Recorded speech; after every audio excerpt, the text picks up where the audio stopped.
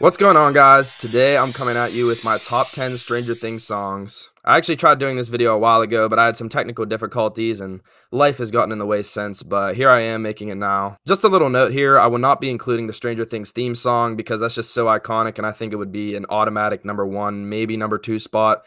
So that's just not going to be on this list. But without further ado, I will start at number 10 with The First I Love You. I love you too.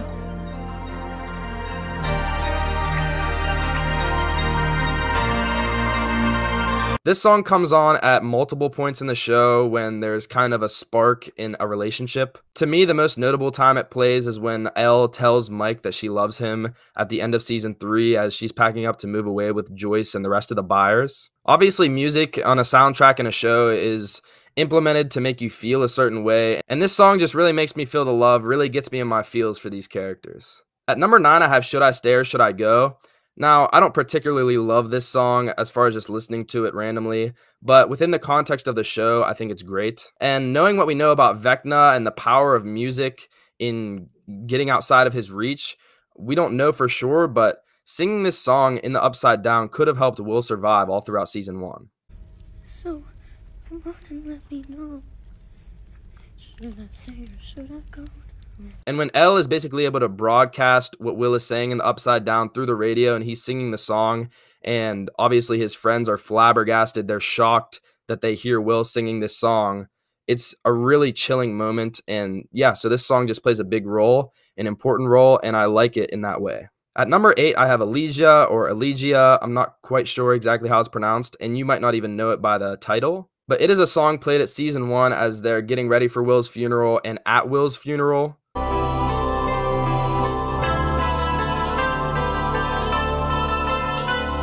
And I just find it to be a very powerful song, and it's a very tense scene leading up to Will's funeral, and I really just love the instruments in this song. It gets me in my feels as well.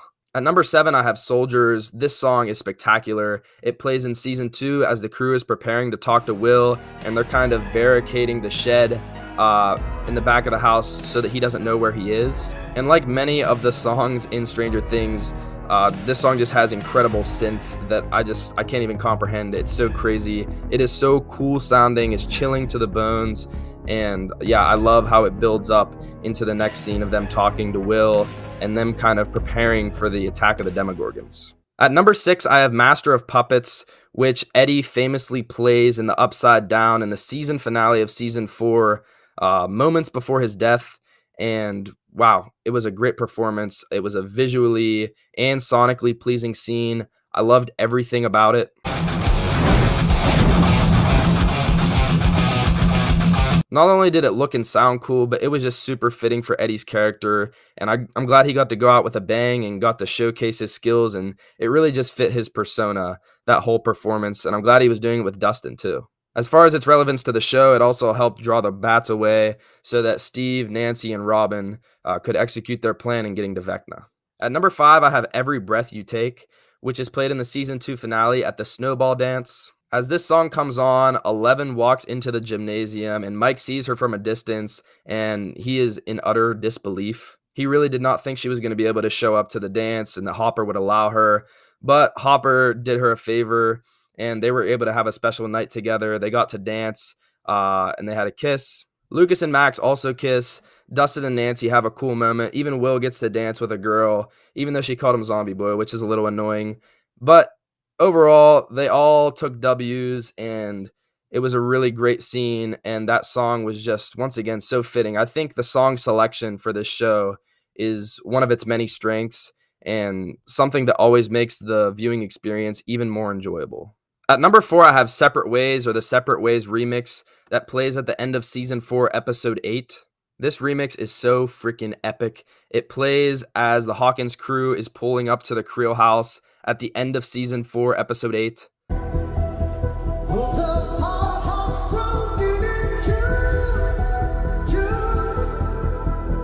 They all have this intense look in their eyes as if, you know, they're on a mission, but they're pretty nervous about what's going to transpire. And I think more so than any moment in this show, and maybe any other show, because this is probably the show I'm most passionate about, this moment got me jumping up and down in excitement for the final episode, which is exactly what that scene was supposed to achieve. So once again, I think the music really enhanced my experience here and really made me excited for the final episode of season 4. And this remix, I listen to this remix just on its own now. I think it sounds so amazing. At number 3, I have a song famously performed by one of the most lovable characters on the show and his girlfriend, and it's the Never Ending Story, which happens in season 3, episode 8, the finale of season 3. Reach the stars, fly a fantasy. This is truly just such a wholesome moment in the show, and amidst how intense everything was and how grand everything was in that season 3 finale, it was nice to have a little bit of relief from that, a little stress relief as a viewer, and who else is better to relieve our stress than Dustin? Such a lovable, fun character. Not only did Steve and a lot of the other characters not believe him as an audience, I don't know if we thought he actually had a girlfriend, but ultimately he did, and he finally gets in touch with her as he's been trying to throughout the season here and there, and it's, you know, in a very important moment. The stakes are really high, and even though she makes him sing a song with her, she does deliver, Plank's constant, and it's just such a great way to tie a bunch of things together while still moving the plot forward. And yeah, their performance was just really cute and sweet as well. So yeah, Never Ending Story locks up that number 3 spot. At number 2, I have Heroes. This song plays twice in Stranger Things. It plays once in season 1 as the kids are watching authorities pull Will's body out of a body of water, even though we later find out that that is a fake.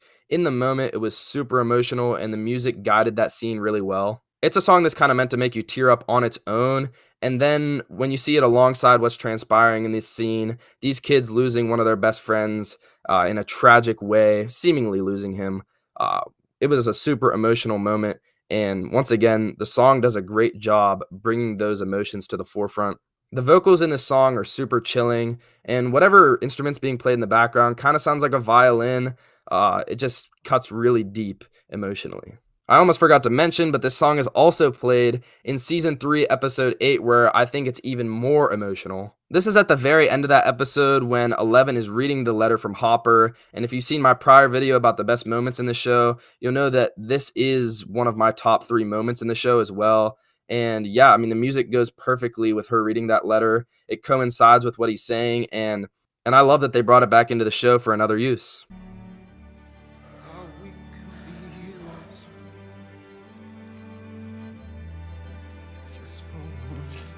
In this scenario, it also cuts really deep because the name of the song is Heroes, and Hopper quite literally was a hero in season 3 for the whole town of Hawkins, and he was really Eleven's hero too. At number 1, to no surprise, I have Running Up That Hill.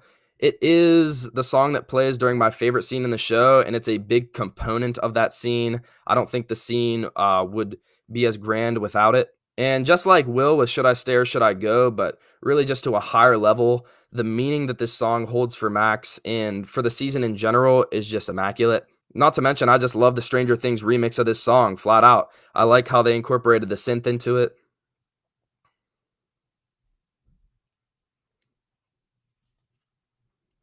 And yeah, not only does this song play in season 4, episode 4, Dear Billy, where the initial Running Up That Hill scene happens, it also plays in the season 4 finale as Hopper slaying the Demogorgon, as Nancy, Steve, and Robin are throwing the bottle at Vecna, the Molotov, I guess. So yeah, I mean, it's just an amazing song. It's used multiple times. It's so big on a cultural level. It became the most popular song in the world because of the show. And yeah, I think these scenes really touched people. Max was my favorite character this season, and this was her favorite song and the song that helped her through things. And yeah, it's the most important song the show has ever seen. And I think it was the perfect selection for a song for Max's character, for what transpired in season 4. It was just the perfect song as far as its meaning, as far as its sound, and as far as how they incorporated music and its meaning to the characters within the plot. So yeah, that's my top 10 songs in Stranger Things and my very random thoughts about each one and just the little reasons I like them. And I really think that music is a more important part of movies and TV shows than people realize. And Stranger Things is certainly known for having some good cuts in there. Thank you for watching. If there's more Stranger Things videos you want to see before season 5, I got a lot of time, obviously, so leave those in the comments and I'll be sure to get to those. But yeah, if you enjoyed, like and subscribe. Let me know your favorite songs in the show, and I will see you next time.